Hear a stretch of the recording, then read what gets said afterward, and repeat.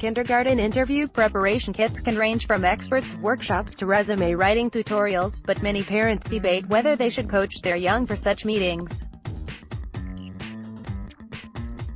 So admissions expert Leung Wing-lok tells parents how they can help their child find the most suitable school and not push them too hard. Parent, are resumes necessary? Leung, honestly speaking, many kindergartens do not accept resumes anymore. They're nice to have but unnecessary, so to speak. Remember, the main objective of the interview is to show the school how you nurture your child, instead of parading your awards. An important point generally missed is whether schools truly seek multi-skilled children juggling several hobby classes. Not necessarily. While there are exceptions, most schools wish to recruit kids with a balanced lifestyle who are not forced into a very busy schedule. Also, nearly every child can get a slice of the cake in most of the competitions out there, and schools are well aware of that. This is why, contrary to the number of trophies, schools are more interested in where the child's passions lie. Honestly speaking, many kindergartens do not accept resumes anymore. Leung Wing-lok, the ability to identify colors and shapes, as well as counting and building simple structures with objects are common parameters that candidates are judged on. Mathematical skills like addition and subtraction, on the other hand, are not required at this level. Simple English is sometimes tested too, in terms of cognition and ability of expression.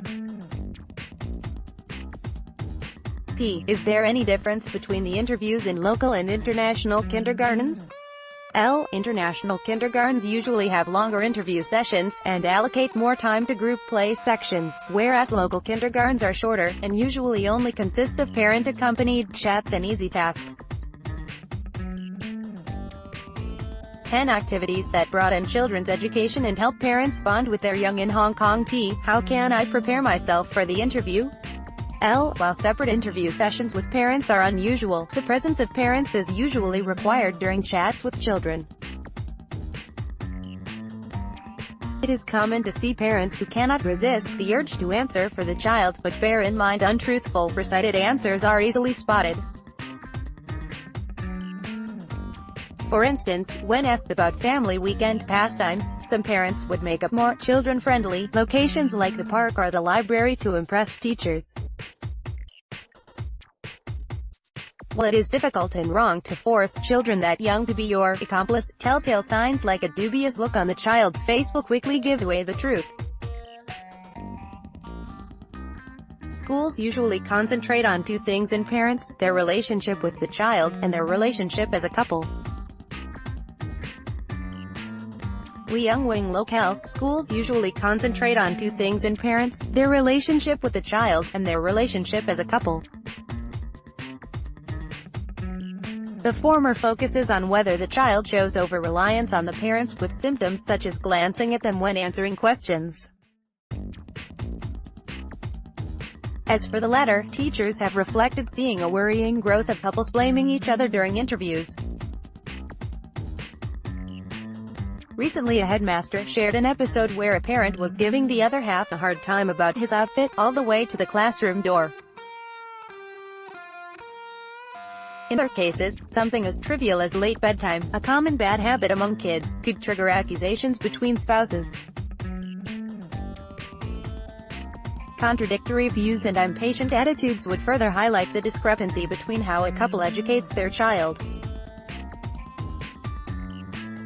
In the end, the relationship between parents would inevitably affect the child's emotions.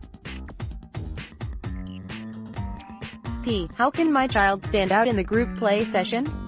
L. Here are a few reminders for group interviews. It's often the display of empathy that makes a child stand out from his or her peers. Try looking out for other kids who show difficulties in completing tasks. This is hard to fake, and greatly counts on the upbringing of the child. At home, break yourself away from the habit of relying on e-pacifiers like smartphones, for instance, as attention sponges for children to sit still at meals, so children will learn how to socialize with human beings.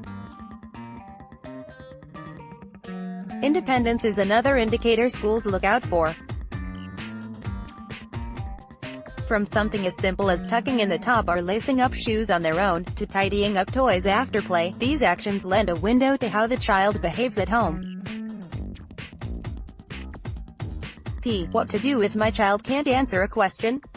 L. Lots of times the child cannot seem to find the right answer to the interview questions. In fact, they are not expected to. For instance, children could be put on the spot when they are unsuccessful in picking a favorite color out of the given options.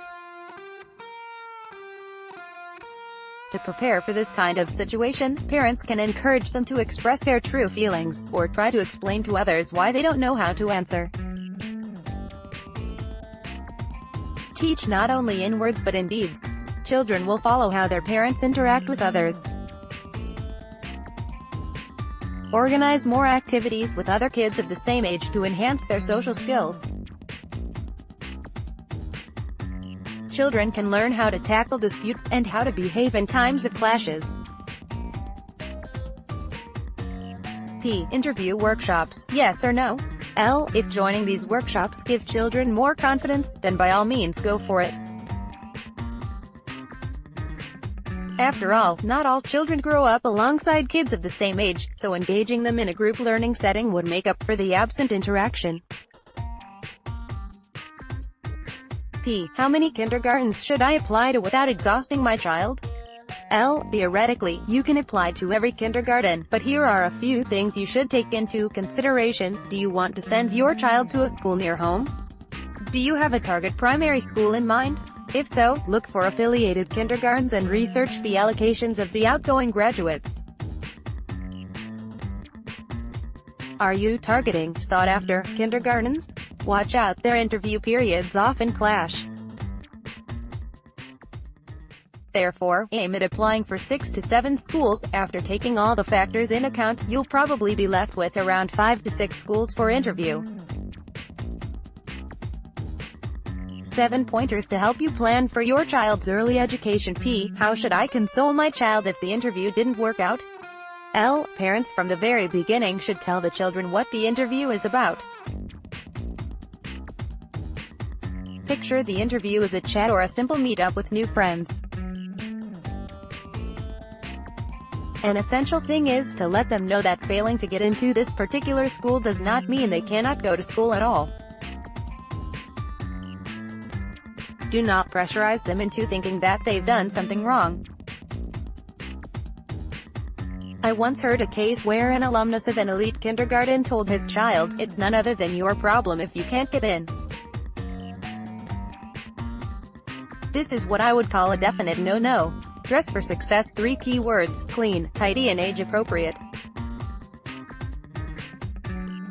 There's no need to gussy up your boy in a mini tuxedo, while princess dresses might not be the best fashion option for girls.